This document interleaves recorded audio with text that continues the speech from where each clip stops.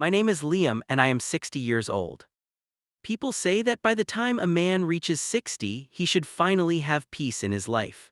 They imagine quiet mornings with coffee on the porch, soft sunlight falling over a small garden, and the comforting silence that comes after a lifetime of hard work. For many years, that was exactly the life I dreamed of. And for a while, it was the life I had. But everything changed the day my daughter-in-law stood in my living room, looked around my cottage with cold eyes, and screamed the words I will never forget. "This is our house now."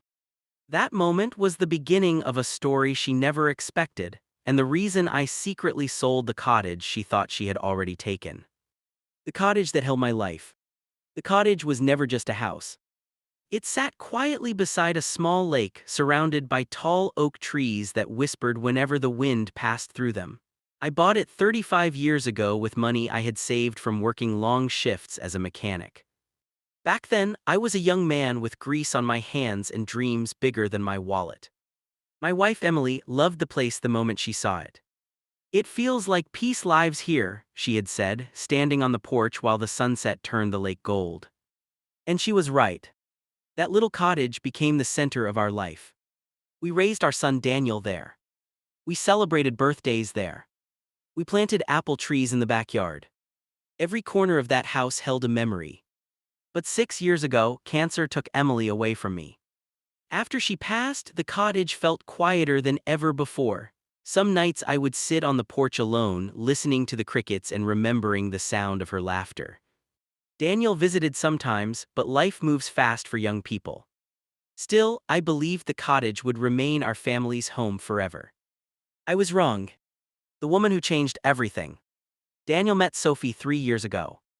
At first, she seemed pleasant enough, polite smiles, soft voice, always complimenting the house. But something about her eyes made me uneasy. They didn't look at people. They looked at things. The furniture. The lake view. The land. Almost as if she were silently calculating how much everything was worth. Daniel married her within a year. I tried to be happy for him. A father always wants his child to build a life and start a family. I told myself that maybe I was imagining things. Maybe Sophie was simply ambitious. But the truth revealed itself slowly. The first signs. After the wedding, Daniel and Sophie began visiting more often. At first, I thought it was because they wanted to spend time with me. Then Sophie started making comments. "You know, Liam," she said one afternoon while looking around the living room, "this cottage must be worth a lot now." I shrugged. "I never bought it as an investment, it's just home." She smiled thinly. "Well, property near water always increases in value." I didn't respond. But that uneasy feeling in my chest grew stronger. The day everything changed. 6 months later, Daniel and Sophie arrived at the cottage with several suitcases. I thought they were visiting for the weekend. Instead, Sophie walked straight into the living room and began placing bags on the floor. "Where are you planning to stay?" I asked. She didn't even look at me. "Here," she replied casually. I frowned. "What do you mean?" Daniel shifted uncomfortably beside her. "Well, Dad, our apartment lease ended." "That's fine," I said. "You can stay a few days while you find another place." Before Daniel could answer, Sophie turned toward me. Her expression hardened. And then she shouted the words that changed everything. "This is our house now." The room fell silent. I stared at her, certain I had heard wrong. "What did you say?" She crossed her arms. "You're 60, Liam. You don't need this big place anymore. Daniel and I are starting a family soon. We deserve this house." Deserve. The word hit me harder than any insult. I looked at my son. "Daniel." He avoided my eyes. "Well, Sophie thinks it would make sense for us to live here permanently." My heart sank. "So you both decided this without asking me?" Sophie laughed. "Oh please, it will belong to Daniel eventually anyway." A quiet realization. That night I sat alone on the porch, staring at the lake. The moon reflected on the water exactly the way it had the night Emily and I first moved into the cottage. But the peace I once felt there was gone. Inside the house, Sophie was already rearranging furniture. I could hear drawers opening and closing. At that moment, something inside me became very clear. If I allowed this to continue, I would lose the one place that held my entire life. And worse, I would lose my dignity. So instead of arguing, I made a quiet decision. I would not fight. I would simply act. The secret plan. The next morning, I smiled at Sophie and Daniel during breakfast. "You're right," I said calmly. Sophie looked surprised. "About what?" "Maybe it is time for a change." Her eyes lit up instantly. "I knew you would understand." But she didn't understand at all. Because later that week, while they were out shopping, I called an old friend of mine. Mark, a real estate agent I had known for 20 years. "Mark," I said, "how quickly could you sell a lakeside cottage?" He whistled softly. "In this market, probably very quickly. Why?" I looked around the living room, remembering Emily's smile. "Because I'm ready." The sale. The house sold faster than even Mark expected.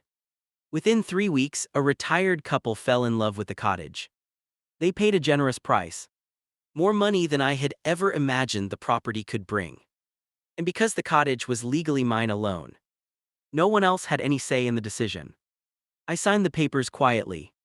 Then I waited. The surprise. One evening, Sophie walked into the kitchen while I was drinking tea. "We should repaint the living room," she said, "and maybe build a new deck." I looked at her calmly. "You won't need to worry about that." She frowned. "What do you mean?" Before I could answer, there was a knock on the door. 2 people stepped inside. The new owners. Mark stood behind them with a folder of documents. Sophie's face twisted in confusion. "Who are these people?" I stood slowly. "They're the new owners of the cottage." Silence filled the room. Daniel blinked. "What?" I placed the signed papers on the table. "I sold the house." Sophie's face turned red. "You what?" I met her gaze steadily. "You said this was your house now," I replied calmly. "So I decided it shouldn't be mine anymore either." The aftermath. Sophie exploded with anger. "You can't do this, where are we supposed to live?" I shrugged. "That's something you should have thought about before claiming someone else's home." Daniel looked shocked. "Dad, why didn't you talk to me first?" I sighed. "I tried to, but you already made your decision." The new owners watched quietly as Sophie grabbed her bags and stormed outside. Daniel followed slowly, guilt written all over his face. Before leaving, he turned back. "I'm sorry, Dad." I nodded. "I hope one day you understand why I did this." Then they were gone. A new beginning. A month later, I moved into a small lakeside apartment in a nearby town. It was smaller than the cottage, but it was peaceful. And most importantly, it was mine. Daniel called me several weeks later. He sounded different. Quieter. "Sophie and I moved into a small apartment," he said. I waited. "She's still angry," he admitted. "But I've been thinking about what happened, and I realize you were right. Sometimes life teaches lessons in uncomfortable ways. But they are lessons we need." Moral of the story. Respect is the foundation of every family relationship. A home is not just walls and land, it is the memories, love, and sacrifices that built it. And when someone tries to take that without respect or gratitude, they may discover that the person they underestimated still has the power to make their own choices. At 60 years old, I learned something important. Peace doesn't come from giving everything away. Sometimes, peace comes from knowing when to let go and start again.